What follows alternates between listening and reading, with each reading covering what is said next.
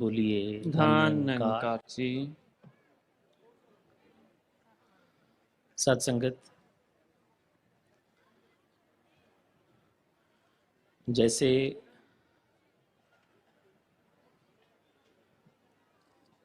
भोजन हमें रोजाना करना पड़ता है और कहते हैं कि मजा भोजन में नहीं होता, मजा भूख में होता है। अगर मेरा पेट भरा है तो स्वादिष्ट से स्वादिष्ट भोजन भी मुझे आनंद नहीं दे सकता। दास समझता है कि बिल्कुल इसी तरह से जो सतगुरु के दर्शन होते हैं या सत्संग या समागम होते हैं, जो स्थान स्थान पे गाहे बगाहे हमें मौका मिलता रहता है जाने का, अटेंड करने का, ये भी भूख से ही आनंद देते हैं। अगर इनके दर्शनों की भूख है तो इनके दर्शन करके आनंद प्राप्त होगा। अगर भूख नहीं है तो स्वयं परमात्मा भी मुझे आनंदित नहीं कर सकता। इसमें परमात्मा का दोष नहीं, दोष मेरा है। और इसके उलट जिसके मन में प्यार होता है, मन में तड़प होती है, मन में इच्छा होती है, वो कहीं बैठा हो, उससे उसके प्यारे का सिर्फ जिक्र हो जाए और उसको आनंद आ जाता है। तो क्या परिभाषा हुई, डेफिनेशन क्या हुई आनंद की? सत्संगत ड्यूटी आपने वहां लगाई है स्टेज के नजदीक, या वैसे भी जब दिल्ली में भी या हजूर के साथ कहीं और भी, तो ड्यूटी ऐसी स्थान पर होती है जहां बाबा जी के नजदीक रहने का अवसर मिलता है। लेकिन सच्चाई ये है, कन्फेशन है, क्योंकि संगत के आगे तो आदमी झूठ बोल ही नहीं सकता, बोलेगा तो खुद से ही झूठ बोल रहा है। सच बात है साथ संगत कि एक दो बार नहीं, सैकड़ों बार, हजारों बार ऐसा हादसा हुआ जब दास ने इम्पार्शली इस बात को महसूस किया कि मैं बिल्कुल नजदीक खड़ा हूं और मुझसे ज्यादा आनंद कोई वो प्राप्त कर रहा है जो वहां लाइन से खड़ा आ रहा है। शायद उस वक्त मेरे जैसा कोई इंसान बाबा जी के नजदीक खड़ा हुआ अपनी घड़ी देख रहा होगा कि लाइन कब खत्म होगी और मैं खाना खाने अपने घर जाऊंगा। लेकिन वो जो 6-8 महीने के बाद, साल बाद, 2 साल के बाद आज बाबा जी के दर्शन करने आ रहा है एक पंक्ति में, उसकी आंखों में आंसू हैं, उसके हाथ जुड़े हुए हैं, उसके चेहरे का रोम रोम ये बता रहा है कि वो आनंदित है। अगर तो ये बात दिखाई दे जाती है तो आदमी बच जाता है, नहीं दिखाई देती तो डूब जाता है। क्योंकि हमें अपने आप को माफ करना बहुत अच्छा लगता है, फौरन माफ कर देते हैं। किसी की गलती माफ करने के लिए हमें सालों लग जाते हैं और अपनी गलती को हम पलक झपकते ही माफ कर देते हैं, उसकी जस्टिफिकेशन भी देते हैं, कारण भी बताते हैं। तो आओ साथ संगत, दास यही आपसे मांगता है, यही अरदास प्रार्थना करता है कि ये जो सच्चाई की आवाज होती है, जो सतगुरु लेकर दुनिया में आते हैं, इसमें हम बार बार ऐसी ही स्टेजों से खड़े होकर कहते हैं कि साथ संगत हमारा मिशन है कि बाबा जी की आवाज को दुनिया तक पहुंचाएं, जन जन तक पहुंचाएं, सारे विश्व तक पहुंचाएं। बहुत अच्छी बात है, कोई गलत नहीं है। लेकिन साथ संगत ये बात हम सबको याद रखनी है कि ये क्वांटिटी का मिशन नहीं है, ये क्वालिटी का मिशन है।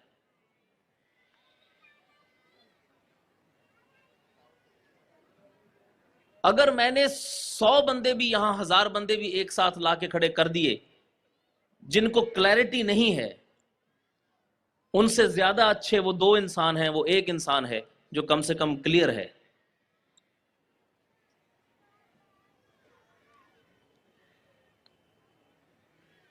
साथ संगत, आओ आज हमें इस बात की ओर ध्यान देना पड़ेगा, जो नए सज्जन आज यहां आए हैं,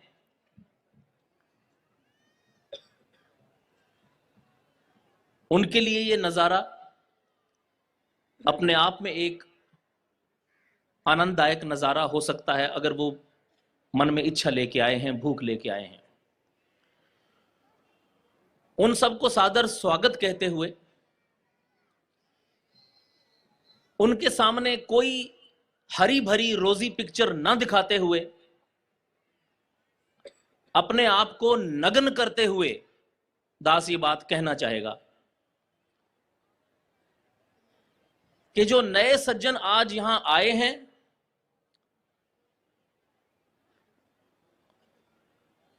वो अगर तो अपने मन में कोई दुनियावी इच्छा लेकर आए हैं, अपने किसी स्वार्थ की वजह से आए हैं, अपने किसी भ्रम को पालते हुए आए हैं, तो दास हाथ जोड़ के निवेदन करेगा कि ये भ्रम डालते नहीं, भ्रम काटते हैं।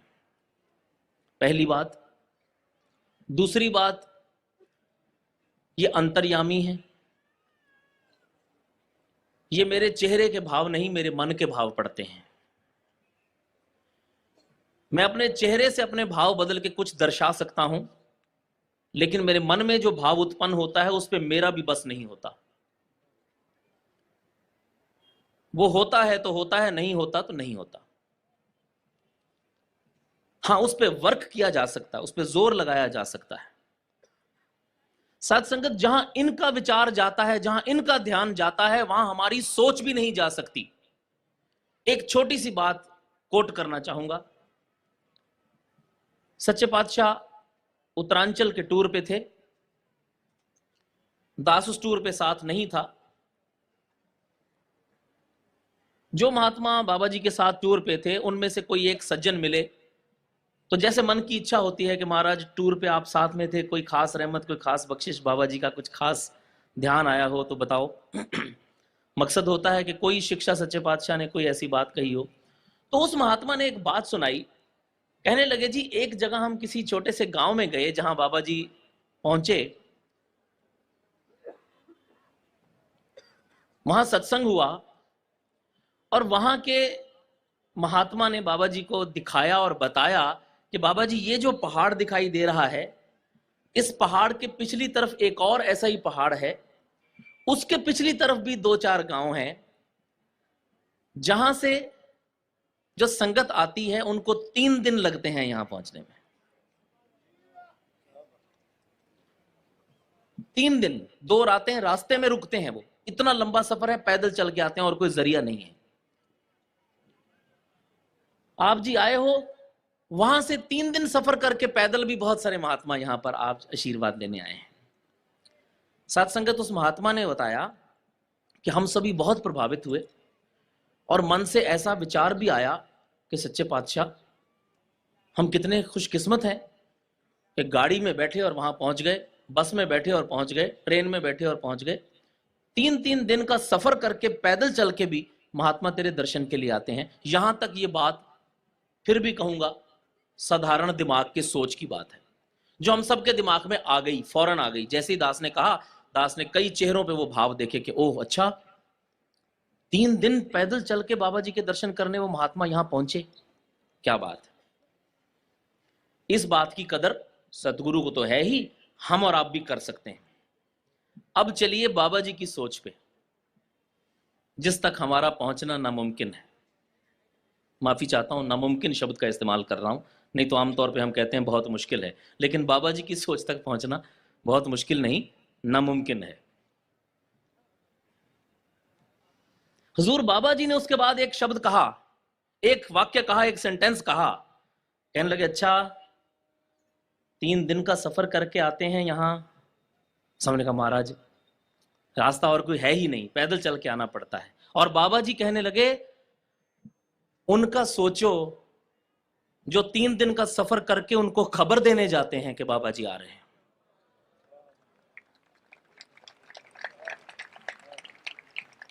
साथ संगत, ये हम नहीं सोच सकते, यहां तक हमारा दिमाग नहीं जा सकता।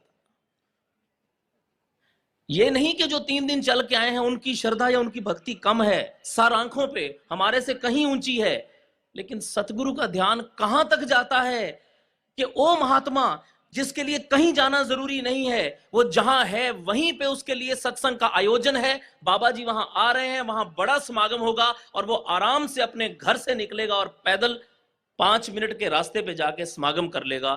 वो बाबा जी के आने से पहले 1 हफ्ता पहले घर से निकलता है, 3 दिन का सफर पैदल करके वहां उन्हें बताने जाता है कि बाबा जी इस हफ्ते बाद आने वाले हैं, फिर 3 दिन का सफर करके वापस आता है और उसकी वजह से वो सारे महात्मा वहां 3 दिन का सफर करके समागम करने आते हैं। उस मैसेंजर के बारे में सोचो, कोई सोच सकता है?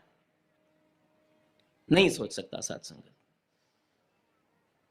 नतमस्तक हो गया दास ये सुनते ही कि सच्चे पातशाह कहते हैं एक तिल ना पन्ने काले। सेवा तो सच्चे पातशाह के दरबार में एक तिल भर भी किसी ने कर दी, उसकी भी कदर सतगुरु को होती है। साथ संगत, ये बात सुनने के बाद मन में ऐसा विचार आया कि आप ही ऐसा क्यों सोच लेते हैं। फिर साथ संगत जब उसका जवाब अंदर से आया तो बहुत आनंद आया, वो भी आपसे शेयर करना चाहूंगा। वो जवाब सूझा जिस समय, वो भी खुद ही देते हैं थॉट भी, लेकिन वो बिल्कुल गुत्थी सुलझ गई और वो यूं सुलझी, दास ने सोचा कि मैसेंजर की कदर तो खुद मैसेंजर ही कर सकता है।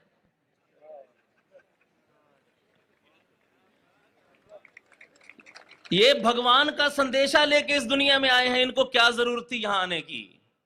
ये हम और आपको बताने आए हैं कि सच्चाई मौजूद है, ये खुद मैसेंजर हुआ करता है। सतगुरु परमात्मा का मैसेज लेकर आता है इस दुनिया में। जिस तरह उस मैसेंजर को कहीं जाने की जरूरत नहीं थी, उसके घर में ही अमृत भरपूर था, वो वहीं पे सत्संग करके आनंद ले सकता था, लेकिन वो परोपकार के लिए इतना चल के गया और उसके परोपकार की वजह से कितने महात्मा आके बाबा जी का दर्शन कर पाए। इसी को और हजारों लाखों करोड़ों गुना बड़ा कर लें तो वही बात लागू होती है। सतगुरु स्वयं आप आते हैं सब कुछ छोड़ के। आज साथ संगत ये अपने घर में बैठ के आराम नहीं कर सकते, इनके पास किसी चीज की कमी है। इनको पूछिए कि ये साल में कितने दिन घर होते हैं, और साथ संगत जहां जाते हैं वहां भी कोई ऐशो आराम के लिए नहीं जाते। छोटे छोटे गांव में, छोटी छोटी गलियों में, छोटे छोटे घरों में, और उसके बाद भी कभी जताते नहीं, कभी ऐसे खड़े होकर लीडर्स की तरह लेक्चर नहीं करते कि मुझे तो बहुत आनंद आता है जब मैं छोटे छोटे गरीब लोगों के घरों में जाता हूं, कभी नहीं कहते। ये वहां जो प्यार बांटने जाते हैं, दास ने पहले भी ये बात आपके चरणों में रखी थी। एक घर में गए हुजूर सच्चे पातशाह, दास साथ में था, वहां बैठे हैं और हमारे पास हुजूर सच्चे पातशाह को जो कोई एक आध चीज किसी समय जरूरत पड़ती है, उसकी कोशिश की जाती है कि जो 2-4 महात्मा साथ में हो ड्यूटी पर, उनके पास रहे। उनमें से एक चीज होती है टिश्यू पेपर का पैकेट। ये हम लोगों की जेब में रहता है कि बाबा जी को किसी वक्त टिश्यू पेपर की जरूरत पड़े तो हम में से कोई दे पाए। साथ संगत, अमूमन ऐसा होता भी है कि किसी के घर में गए, बाबा जी के सामने कोई कुछ रखा और बाबा जी ने इशारा किया कि टिश्यू, तो टिश्यू दे दिया। साथ संगत, उस घर में बाबा जी ने कुछ प्रसाद जो भी परिवार ने रखा वो प्रवान किया, और वहां जो घर वालों ने साथ में कुछ टिश्यू पेपर रखे थे, बाबा जी ने 2-4 टिश्यू पेपर वहां से उठाए। तो दास को लगा कि शायद टिश्यू चाहिए, दास ने एकदम पैकेट ऐसे ही निकाला। बाबा जी कहते नहीं, ठीक है, मालिक है।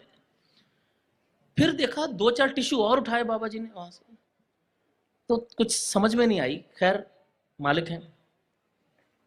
दास उस बात को पूरी तरह से भूल गया। वापस घर पहुंचते पहुंचते साथ संगत, जब बाबा जी रात को अपने घर पहुंचे, कोठी पहुंचे, वहां जाके हुजूर सोने से पहले अपने कपड़े चेंज कर रहे थे, और बाबा जी ने नाइट सूट पहन के जब बाहर आए और वो अपना जो कुर्ता पजामा जो उतारा वो ऐसे पकड़ाया, तो हम में से कोई भी साथ है तो वो कुर्ते को हम खाली करके जो पॉकेट्स में जो कुछ है वो निकाल देते हैं और कुर्ता पजामा दे देते हैं धोने के लिए। वो पॉकेट के अंदर हाथ डाला तो साथ संगत उसमें से इतना टिश्यूज का एक गुच्छा निकला जिस पे बहुत सारा खून लगा हुआ था। दास तो डर गया कि ये क्या हुआ, बाबा जी की जेब से वो टिश्यूज निकल रहे हैं। फौरन याद भी आ गया कि बाबा जी ने वहां से 2 4 5 टिश्यू उठाए थे, फिर दोबारा से उठाए थे। तो दास ने पूछा, सच्चे पातशाह ये बाबा जी ये टिश्यू इसमें खून, हाँ कहते हैं कुछ नहीं, वो थोड़ा, फिर भी कुछ नहीं कह रहे। पूछा महाराज क्या हुआ? तो साथ संगत पांव के पास यहां पर इन्होंने दिखाया इतना बड़ा निशान जिसमें से वो खून निकला था। कहने लगे बस वो मैं वहां जाके बैठा तो जो सोफा था उसमें से कोई कील निकला हुआ था, वो जाते ही फिर मेरे पैर में लग गया। तो सच्चे पातशाह आपने बताया नहीं? तो साथ संगत आगे से वो जवाब मिला जो जिंदगी में दास कभी भूल नहीं सकता। कहने लगे मैंने इसलिए नहीं बताया कि अगर घर वालों को पता लगेगा तो वो सारी जिंदगी इसी बात से परेशान रहेंगे कि बाबा जी हमारे घर में आए थे और बाबा जी को हमारे घर में आके वो चोट लग गई। साथ संगत कहां से लाएंगे वो दिल, कहां से लाएंगे वो भाव जो सिर्फ दूसरों के लिए धड़कता है, जो अपने पांव से निकला हुआ खून भी सिर्फ इसलिए छिपा लेता है कि पता नहीं इस महात्मा के घर में मैं 2 साल बाद आया हूं कि 3 साल बाद आया हूं, आगे फिर पता नहीं साल 2 साल कभी दोबारा चक्कर लगेगा कि नहीं लगेगा। जहां आज ये इतने आनंदित हैं, इतने खुश हैं, इनकी खुशी का ठिकाना नहीं है, वहां पर ये बात इनको चुभती रहेगी कि बाबा जी हमारे घर में आए थे और वो कील बाबा जी के पांव में लग गया। इस वजह से हम में से किसी से टिश्यू तक नहीं मांगा कि किसी से टिश्यू मांगूंगा तो वो भी पूछेगा क्या हुआ जब मैं टिश्यू, पता नहीं, हमें पता ही नहीं लगने दिया कब इन्होंने वहां से टिश्यू उठा के अपने पांव पे कैसे लगा लिया और कैसे उस बात को छिपा लिया, ये हमें घर जाके पता लगा साथ संगत। और वो भी इन्होंने नहीं बताया, वो बाई चांस वो टिश्यूज जेब में से निकल आए।